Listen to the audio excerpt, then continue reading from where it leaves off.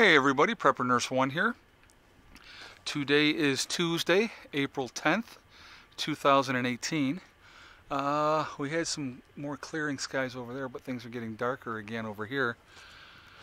So, I said in yesterday's video, I said it was awesome, no snow today. Well, I spoke too soon because we started getting snow last night and we ended up with about 2 inches of snow. So, this morning I had to come out once again, and clean out the solar panels. But we ended up only bringing in yesterday, it was 2.5 kilowatt hours, I think, for the whole day.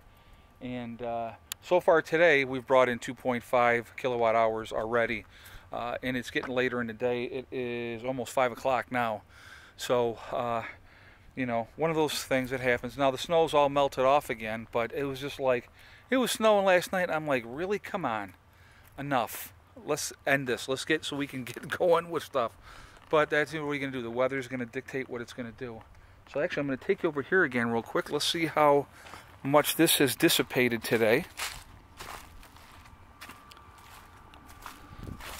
Okay, major difference today. You can see how much farther down that water is. It is. I got the heat on in the camper because Eddie's in there with his tutor. So yeah, so that's all the water, the main part of the water left there. So I'm definitely going to go talk with Greg today and see if he wants to come tomorrow and get this zipped up, because we're supposedly Thursday, Friday, Saturday we're looking at rain, even though we're going to have warmer temperatures. So tomorrow might be the day to get in there and get that part done. So let's talk about the topic of today's video. What's going on in South Africa? Okay, I saw this recently and I was amazed, that it's not in the mainstream media. Well, actually I shouldn't say that I'm not amazed that it's not in the mainstream media because it doesn't fit an agenda. Okay, so what's happening in South Africa? The South African government just passed a law that they can take the farms from the white farm holders with no compensation for their land. They can just come in, take the farm over, take everything on that farm, and just take it over, and it's theirs. And there was actually one of the parties that is a prominent party, and the guy was like, well, we're not just going to kill them for now. And I'm just like, oh my God, if that happened here in America, I mean, and let's say it was reversed in America, let's say white people were going to do that to black people, people would lose their freaking minds, okay? But right now, over there in Africa, South Africa, they've just passed a law. I want you to let that sink in for a second. They just passed a law that they can take away these farms from white people and not give them any kind of restitution for their property. Just take it and it's theirs. Now I think, if I'm not mistaken, and please correct me if I'm wrong on this, because I don't remember exactly. This happened before in Africa, which I know that that's a fact, and I believe it was Zimbabwe that it happened, that the government went in and took the farms over, or just took them from the white farm owners and gave them nothing as well. And from what I understand, that everything went to crap after that. They didn't get the production out of the farms and those type of things. When you have people that know how to do farming, here's the thing, and this is not a white or a black thing. If you have people that know how to farm and know what they're doing, farms can be very productive and stuff like that. If I went in and tried to run a farm, I don't have that experience, okay? I know about gardening and I like to garden, but I don't know nothing, first thing, about running an entire farm. So, you know, to think that you're just going to bring Joe Blow in there to run the farm, it's not going to work like that. And some of these farms are huge farms. So I think it's a travesty. I think it's horrible that that happens, that it is happening over there.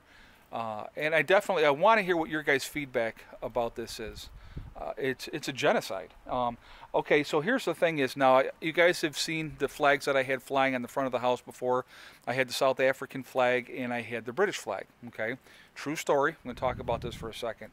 The woman that sent me those two flags lives in the United Kingdom now. Okay, And so she told me the story. She had wrote me a letter and explained to me why she sent both flags. She was living in the UK now, but she was originally from South Africa. She said the reason that she left South Africa, she was white, was because of the fact of the genocide that is happening with white people in South Africa right now. And she said we got out because of the rapes, the murders, the carjackings, the insanity that's going on over there right now. Now listen, anybody that's watched my channel, you guys know I'm a big believer in you treat everybody the same and treat everybody equally.